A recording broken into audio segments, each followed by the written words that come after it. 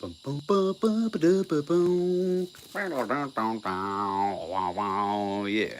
All right. So what's up? I'm Jeremiah.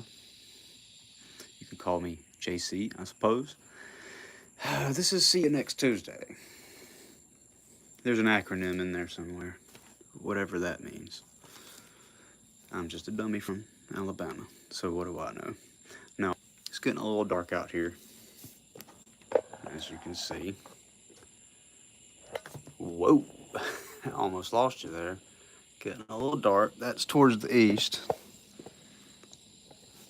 Maybe we can get a little view of the pink clouds over there. Anyways, this is the See You Next Tuesday show. As you know, it's Tuesday, so here we go.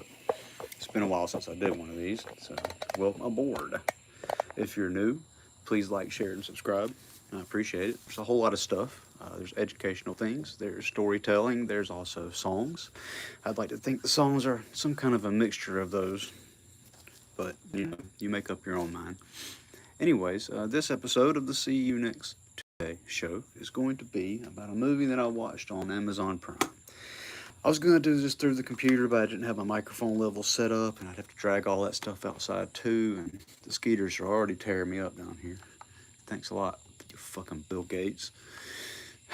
Anyways, Bill Gates, if you're watching this, I'm sure you're not, but Windows is out of the building, sir. This is a Linux machine running a HP gaming laptop. I use Linux. It's pretty cool. I like Linux. Anyways, let's talk about the movie here. This movie I watched on Amazon Prime, and it's called ICK. Now, I was not familiar with this movie, so when I saw it come up, I checked out the preview, and it had this dude in the middle, this cat right here. This is Brandon Routh, Routh, not Ralph. He was Superman in Superman 2. He was also in that DC's Heroes show. He was Ray something. Ray Palmer? Yeah, Ray Palmer. This is someone named Mina Savari. She was in American Pie. She was in a movie with Spacey, with the rose petals. I can't remember what it was called. Anyways, this movie, it was pretty interesting to me. It was an entertaining movie, but it had some stuff in it that I thought I'd go over. First of all, it was on Prime, directed, or rather produced by Vertical and 101, which is an interesting number. If you know, you know. Also, AGC Studios, and the A is sort of a weird delta or like a chevron shape. It's not really a letter A, it's very stylized. Anyways, the ICK. Like I said before, the characters are Brandon Routh, and he plays a dude named Mr. Wallace. He's a school teacher. And Mina Savari, as I said, there's a guy named Jeff Fahey. Let's see, I've got these folks pulled up here. All right, so first of all, well, let's go back. All right, Brandon Routh, this guy. He's in a bunch of cool stuff. Like I said, he was Superman in Superman Returns. That's the first time I saw him. And he was in the, oh man, what was it called? Scott Pilgrim Saves the World, I think. I haven't seen this show, Chuck. I've heard of it before. Ray Palmer, yeah, the Atom. So he's like the Tony Stark of the DC universe, if you don't want to make a direct comparison to Batman. He's from Des Moines, Iowa, so he's a Midwestern guy, much like actual Superman. So that's cool. Born October 9th, 1979, so he's 2 years older than me. And he's in this movie, The ICK. So let's talk about The ICK just for a second.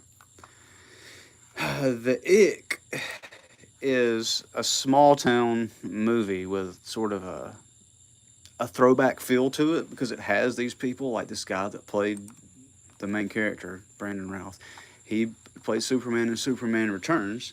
And then his co-star here, Mina Savari, also born in 1979. She's actually a little older than him.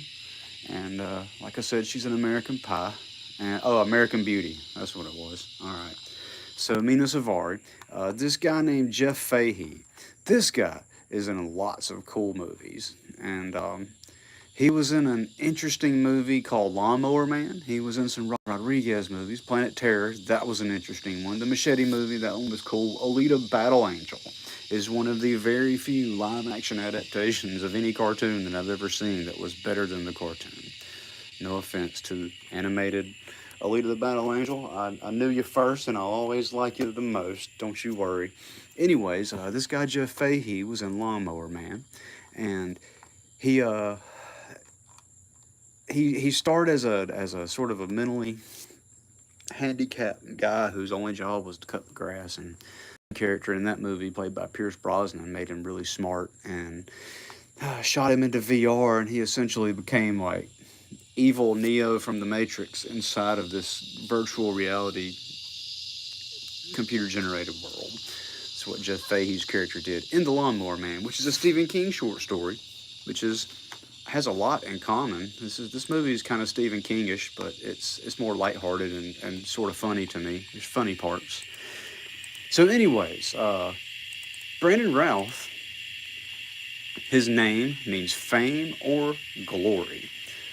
Introduced to England by the Scandinavians during the Viking Age. So that's cool. He's got a good proper English surname. And I checked out Superman Returns. I couldn't remember what year it came out. It's 2006. And Superman Returns has sort of a similar plot to this movie, or sort of a similar beeline plot to the movie, because in the movie Superman Returns, he comes back after being missing for 5 years. It comes out in 2006, and he was missing for 5 years, so he was obviously gone during 9/11, and in their world. And Superman comes back, and Lois has had a kid with Cyclops, the guy that plays Cyclops, but in a different character because it's a whole different universe. Anyways, he's got a kid, and she denies that it's his kid, that it's Superman's kid. And over the course of the movie, it's like it's obvious it's his kid. The kid's got superpowers, so that is what it is. Anyways, this guy, Brandon Routh's character, Mr. Wallace, in the film ICK, he was a starting quarterback and homecoming king, and Mina Savari is the homecoming queen. And in the year, let's see, it's 18 years in the past, so that would put it at 2008-ish, but it came out in 2024, so let's just call it 2006. So in 2006, they were homecoming king and queen. She was the cheerleader. He was the quarterback. He gets injured because here's the thing. He gets injured by this thing called the ICK that they talk about immediately at the beginning of the movie when they show it. This stuff is like a mold slash kudzu. It's just everywhere. It's growing inside of everything. It's on every surface. It's growing out of the ground. It doesn't really do anything but pop out of the ground, and then in the daylight, it just turns to sort of ash and dust. It falls apart. And it ends up being something called a eukaryote, and so it uses darkness to spread, and then in the daylight, it freezes in place. It can't do anything in the daylight. UV light can stop it. That's important. And we'll circle back around to that part. But this ICK becomes violent. For as long as anybody knows, they don't discuss exactly when this stuff arrived. And it's pervasive everywhere. It's ubiquitous. It's not just in one town. Their town's the one that they talk about. But it turns out it's everywhere. And so it hasn't done anything the whole time, except for it popped up out of the ground in an important football game and grabbed him by the leg. It grabbed him by the leg, the right leg, and broke his knee, like real violently, forward, like a grasshopper. So the whole entire rest of this movie, which showcases his adulthood, he's in this leg brace that keeps him from moving, and that's an interesting choice for the star of this movie, I think. So it handicaps him up where a lot of stuff would have been a lot easier for him to do in this movie if it wasn't for this leg brace over here that's got him hobbled. So the ick comes out of the ground and breaks his leg, and I guess nobody sees that because they don't worry about it. It's in the middle of a play. It just gets him and it's over with, and that ends his career. So he can't be a football player anymore. So in college, kind of washes out, and he stays in his small town. Now his dad, who is Jeff Fahey, awesome dad figure, just wearing blue jeans and a denim jacket the whole time, man. Like he's rocking that stuff. That's what this dude rocks. Blue jeans, denim jacket, kind of greasy homeless look. Excellent drinking dad vibe. So his dad's got a bar, and so him and his dad sit around, and he realizes he's an alcoholic, and so he goes to AA meetings, and the years rock on, and they go faster than one would think. This guy has his knee injury, so that forces him to settle down in the town. And initially, he's a janitor, but he becomes a teacher, and that's what he is. He's a teacher because the ick hurt him. And one important thing I'd like to point about this movie is it has an awesome soundtrack. The soundtrack is what caught me when I saw the preview, and then once I saw it was a weird kind of a B flick horror movie. I was in, but the soundtrack is awesome. And this guy's got an MP3 player that he carries around and listens to. It's got all the good old songs on it. It's sort of like Star-Lord. And the ick is subtly manipulating everything about his life somehow because he's stuck in this town and he can't leave. But it never does anything except for just spread. This stuff's just growing everywhere like a mold. And again, like kudzu. It's everywhere. And then his dad passes away one day. And let's see, I wrote this down. They're watching The Blob. I thought that was interesting. They're watching The Blob, the black and white version on TV. And his dad has a heart attack and dies. And it continues to spread. And so, like, 10 years is, well, let's see, 6 years. 6 years goes by. As nearly as I could tell, his father passed away in 2017. The headstone's covered up on the last number of the date, but it looks like a 2017. He passed away then, and it just keeps spreading. It doesn't do anything except for spreads. So the guy becomes a teacher, and one of his students, which happens to be this little girl right here, one of his students, is her daughter. Now keep in mind, they were high school sweethearts. They liked to party in high school, which carried on over into his adult life, and they had a designated driver. And his chick here ended up dumping him and getting with the designated driver guy, and they married, and they have a real estate business between the two of them, and they're fairly successful.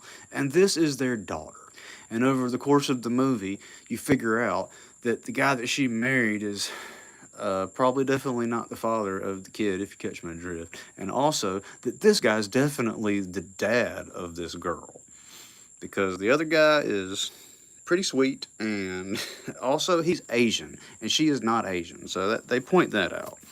There's a lot of interesting clowning on the so-called woke people. I mean, they say it out loud. They clown on the woke people. Some of the high school kids are so embarrassing acting that their friends sort of make fun of them about it a little bit. And all the while that they're in school, the ick's spreading, and it never does anything. Well, his dad has that bar, so he buys the bar. And one night, a guy comes in a Desert Storm jacket. He's got on some army boots, and it never makes it any kind of clear who that guy is. But he's sort of patient zero in the new version of this stuff, the ick. And the ick's like tentacles. It's weird tentacles.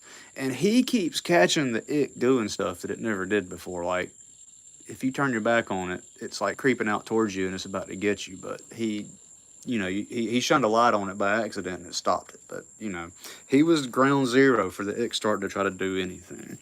Which at that point, his dad was passed away. So the ick actually absorbs people. So the guy who brought it into his bar, the the guy in the Desert Storm jacket, he brought this stuff in and it had took over his body. But the stuff absorbs everyone's thoughts and personality and they become a hive mind. And if it finds you useful, it can reconstitute your body out of its little tendrils and make you, you won't look just exactly right, but it's close enough to apparently fool even your closest relatives. Sort of a body snatcher situation, if you will. And so the ick comes out and starts taking over, and the ick takes over. Now, there's some metaphors in this that I'd like for you to sort of pick up what I'm throwing down here, all right? Because at the end of the movie, one of the people who's absorbed by the ick is explaining to him in an attempt to get him to join and to let the ick infect him. For some reason, it's optional for him, but ick is specifically trying to get him, but sort of trying to seduce him in a way to accept it instead of just to get attacked and taken by it. The ick tells him, he asks what they are, and the ick says that it's a program that works with chaos and finds new patterns where there were no patterns before. Now, what does that sound like, everyone? Does it sound like an alpha igloo? Yes, of course it does. It sounds exactly like that, right? Well, anyways, this ick takes over law enforcement. The ick infects the cows, all right? The ick can get into their vehicles and control them a little bit by gunking them up and making them malfunction. The ick can control the children. It comes after the children. Like, do you see any kind of similarities to things that are being talked about now? The subtle invasion and takeover of one system by another, all right? And it systematically goes through the town and gets everybody. Now, there's a house party where her and a bunch of her friends, where she and a bunch of her friends are at. And the ick is going to get them. And it's all grown up through the ground and the pool system and the pipes and everything, man. It's everywhere. It's in the infrastructure. You understand? It's in the infrastructure. And so it's already there, and he's racing to try to get there, you know. Well, he gets there, and like, of course, you know, they're able to just barely make it because the army shows up and hits the ick with super bright UV lights, which again is the way to take it out. All right, so the army is led by a nice black army lady named Apprentice. So Apprentice, that's her name, and they're not going to stay and help them because they have bigger fish to fry. The next town over is called Vickelsburg, I think, and they got the dam. So they need to get up there and protect the dam. So they basically just tell these folks, hey, stay in your house for like 4 years. So lockdowns, right? Because this stuff has gone into some type of an active, reproductive and aggressive phase. So lock it down for maybe 4 to 8 years because they're not real sure. And it's everywhere. They haven't heard from the president in months at the end of the movie. 2 months have passed in the movie and at the end of the movie, and no one's heard from the president. So it was everywhere, and they're having a prom. And the army's like, yeah, probably don't do the prom because it's going to be dangerous. So of course they do the prom, and it's a big time shit show because the stuff shows up and starts just tearing everything apart, right? Now, I took a lot of notes on this, so let's just look through these guys and see here if you'll just give me one second, ladies and gentlemen. I've got some interesting things about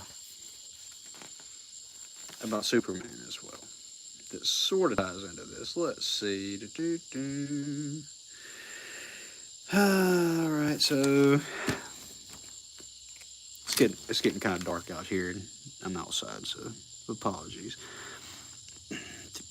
So like I said, it's not doing anything for the first 18 years of the movie, from the time they're in high school till they get out, and then it starts chasing him. So I've watched it twice. I watched it once for the fun, and then I watched it a second time to take some notes. And I don't know why it would have been targeting him in high school, but I feel like the reason it was targeting him as an adult is because his away 10 years before that, and it reconstituted his dad to try and seduce him because his dad said it could fix his bummed out leg that's such a piece of shit in this movie. It won't do anything. It's I can relate. I mean, once you're old like he is and like I am, like stuff don't work. Your legs and your arms start to give out on you every now and then for no reason. So his dad tells him he can fix the leg by taking the ick. But he says no to that and burns down the bar instead. And the ick's still sort of after him, but not as hard as you would think, you know? So it can squeeze into anywhere because it's just a plant, you know? So it's like a root growing under the ground. And it goes everywhere. And they're watching, like I said, when his dad dies, they're watching The Blob. And The Blob's an interesting movie, and there are a few scenes in it that are very reminiscent to the ideas in The Blob. There's one part where someone falls into a giant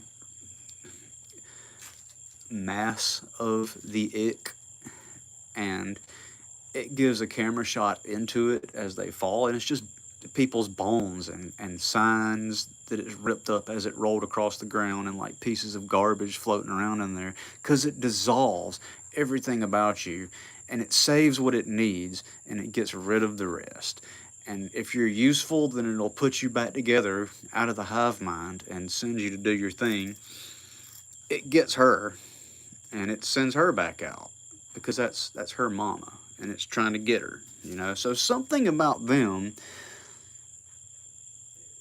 she almost gets gotten by the ick many times, but she always gets away. But something about him and her, the ick really wanted, and I'm not saying it's like a hereditary thing or a bloodline thing, because at the end of the movie, it doesn't tell you for sure if he's the dad and or not. It leaves it open, but it clearly had something special in mind for him. And the ick takes over their whole entire town, and very few people don't get infected by it because it's just you can't run but for so long, and eventually there's so much of it it's like a flood coming through their town. So it's everywhere, and the ick is smart to some degree because, like I said, he's got an MP3 player through the whole movie, and he ditches that MP3 player, and he finds it at a key moment that only the ick could have really put it there, because it was in a secluded place, and it ended up in another secluded place, and it was sort of subtly directing him to go find her. Whenever he put the headphones on, it made him become, he listened to the song that was playing, and then all the town's power cut out, and it made him stop and think of her, that he needed to go save her. He was trying to end it. He's trying to end himself. He was tired of the ride and listening to the song, and then the power went out, and he thought, oh no, I've got to go save her. So it sort of lured him out and got him to go back to the school. And of course, since he was the quarterback, he has to throw a football at the end of the movie and save the day. Uncle Rico will be so proud. And when he saves the day, it turns on a bunch of lights and it shines it on there. And we have to climb a giant tower and go up to the top, and a plane flies over the tower and crashes. And I sort of thought that might be Air Force One, you know, but who knows? I think it was more or less just to imply that this was happening everywhere, including on planes, and things weren't going so good, right? But the ick, very interestingly, has an organism that is stated to be a program that's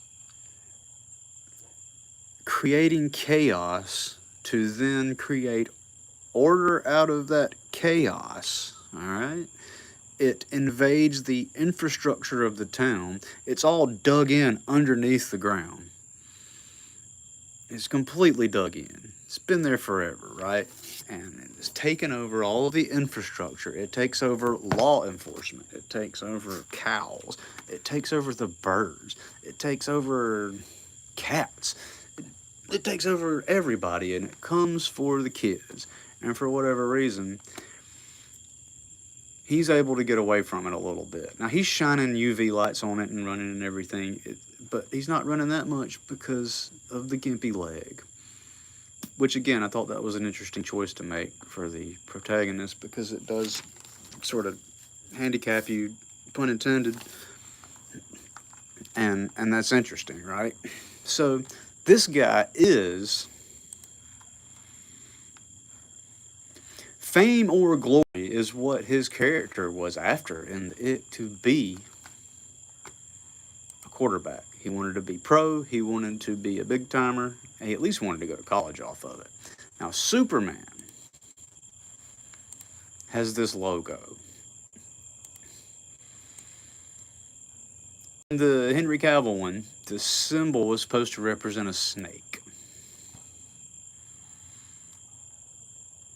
And this thing is very tentacly and snake-like even. It also is meant to stand for hope and potentially stronger together. And he becomes the hope for the survivors of the town, because at the end of the movie, he has a job installing UV lights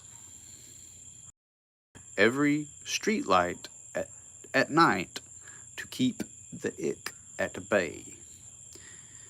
UV lights, sort of a bluish purplish sort of a color, right? To keep the ick at bay. And that's his job.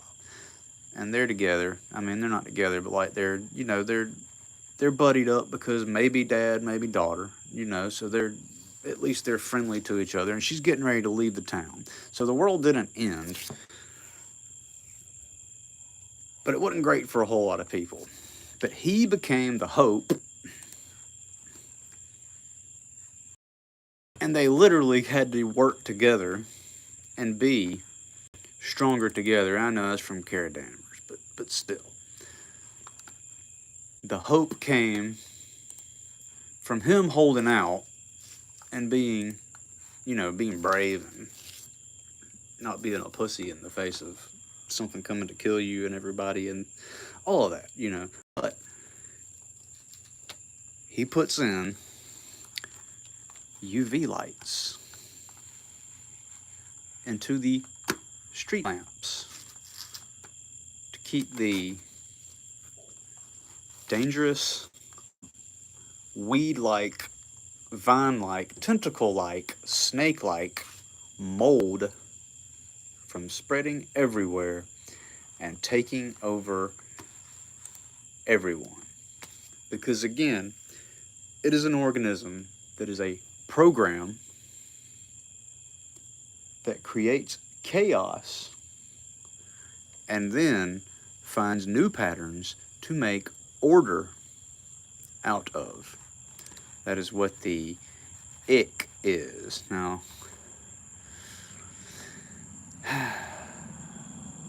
it's a lot of symbolism for a fun little romp through a B-movie horror flick from 2024 that was originally I want to say it was in Canada, at the Toronto Film Festival that it came out.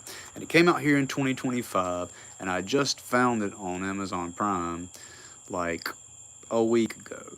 Long enough ago that I've watched it twice, once to take notes. I was going to talk about Bryan Singer and his various allegations, but it's not really that kind of stream. Superman Returns. Superman has a secret child with Lois Lane that she lies to him and hides that that's his kid. Ick. Mr. Wallace here has a secret kid with Lois Lane. It's not Lois Lane, but And she says it's not his.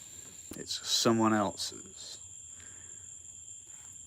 So there's some cool similarities in the Superman Returns and the ICK movie.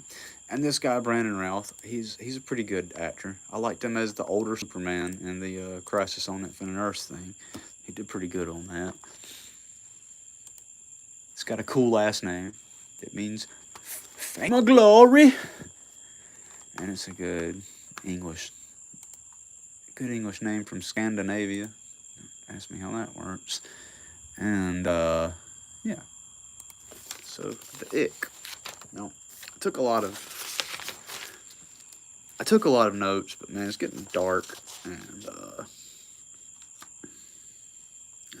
pretty sure that I covered most of it. I will say that, as I said, it had an interesting sort of a more lighthearted but still a Stephen King story feel to it, because there were no safe characters really. Everybody might get got. And even though the predictable ending of the people I thought was going to make it made it, some of the people that I thought would make it definitely did. And some of the people I thought wouldn't make it definitely did. Now, that being said, there's several Stephen King stories that is similar to. The movie Cell was based off of a book called Cell, in which the cell phone towers caused people to become a hive mind. And there was that short story where the kids go swimming off of the floating swimming pier, and there's some sort of a blob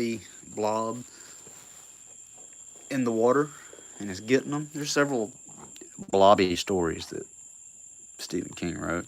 And then there's The Lawnmower Man, which is the one that Jeff Fahey was in, where he gets smarter because of the technology, but the technology takes him over and turns him into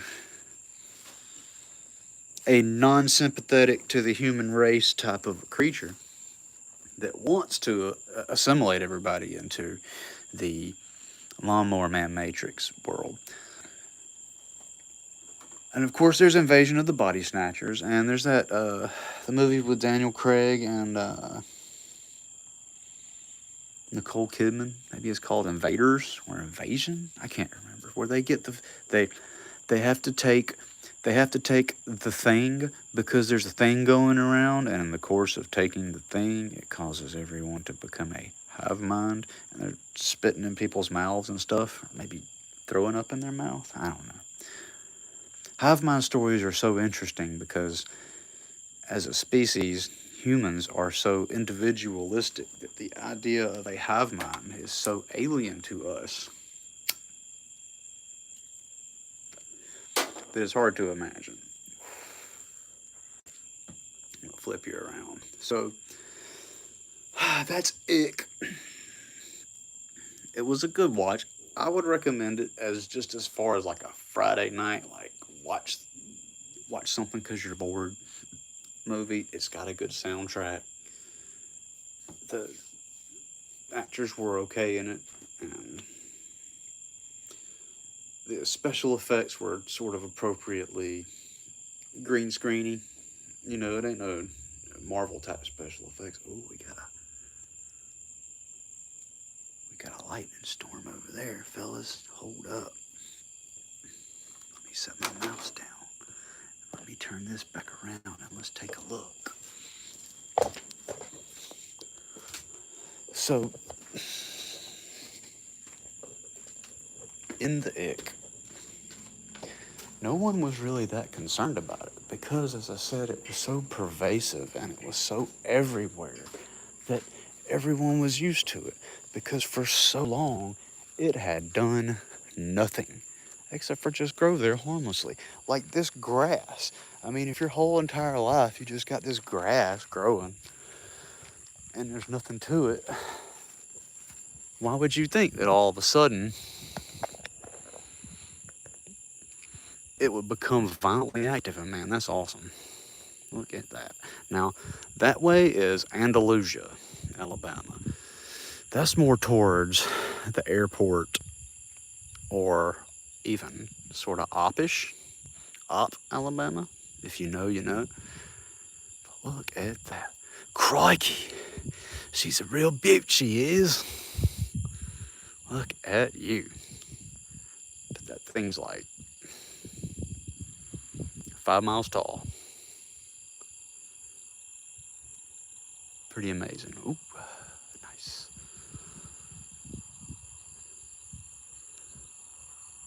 And the wind's blowing towards that, so I guess that means it ain't coming this way, which is good because I need to cut some grass tomorrow.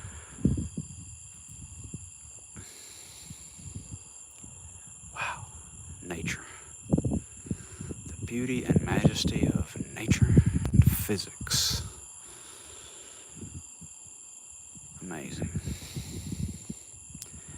Now, in the movie The Ick, back to The Ick. Let me flip you around here. In the movie The Ick, they never say where it came from. In fact, they say they don't know. No one knows. It's just everywhere. I mean, the stuff was already everywhere when he was in high school in the early 2000s. And by the time he's a high school teacher, 18 years later, it's just even spread even more. It talks about it in the montage of the time jump. Yeah, it spread and it grew and it spread, but it didn't do anything. But then it suddenly became active, just out of nowhere. But that wasn't true because it became active 18 years prior when it broke his knee, put him in that leg brace, and trapped him in that town. Because, as some of you all know, if you're in a small town, once you're there, you're just there. You're trapped. It is what it is. And like he said, he stayed for family. He said, I mean, really, he could have left. He could have gone somewhere else. He was a teacher. He could have maybe taught somewhere else, whatever. But his dad was there, and his dad needed him. Oh, man, but also being there with his dad, he drank a lot because his dad drank a lot and owned a bar. It is what it is, you know? And he didn't want the girl who could be his daughter. He didn't want her to have the same mistakes that he made. And check out the pinkness of that cloud. Now the sun is way over there. That's the sunset.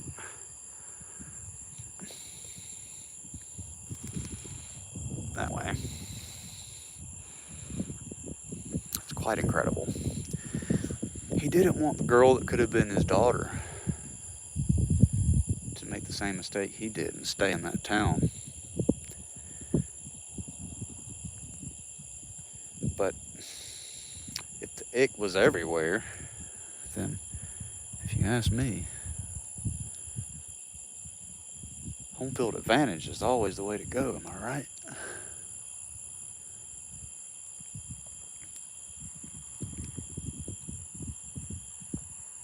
Better the prison you know than the one that you don't. And when the stuff becomes active, when the stuff comes to life, there is an intelligence to the way that it moves because it immediately takes over. There's like 2 cops in town, and it immediately takes those cops over. And then it's basically home free because it has all of their knowledge. And the 2 cops are idiots in the movie. They're not intelligent people. And that's okay. But it doesn't need them to be intelligence because it's the sum of the information, you know? It's not the specific person's knowledge that it needs. It's just the more the merrier.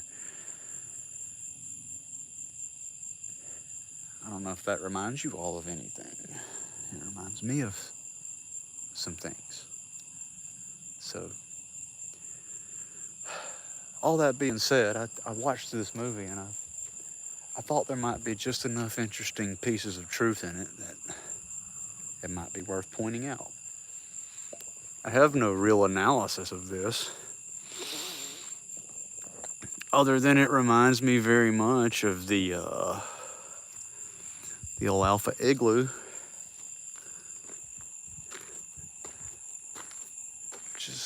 Just the working title. Yeah, we can probably do better. The Asshole Idiot. That's better, right? Take the first two letters there, first letter of the words. The asshole idiot, that seems apropos to what I'm talking about. Well, that's kind of what the ick is. It's an asshole idiot. It doesn't care about anyone's feelings or well-being, so it's an asshole. And it's an idiot because it doesn't require intelligence. It can brute force its way through any thought problem just through time. And it's got enough unnecessary pieces to throw at any problem. It's like a wall of zombies. They don't have to figure out where the door is. They just pile up until it overloads the wall, right? Well, that's the ick, you know? So, yeah, that's that. And this is this. So that's pretty much all I got for the See You Next Tuesday show. Like I said, there's a hidden word in there if you want to put it together. Good times. And, yep, that's all I got. I hope you'll have a good evening and come back and see me sometime, man. I got a Patreon page now. You can go check that out. Become a member and even a supporter if you like. Working on some other stuff to put up as far as musically. Get some more tunes up, you know. I got plenty more. And yeah, you know. Happy Tuesday.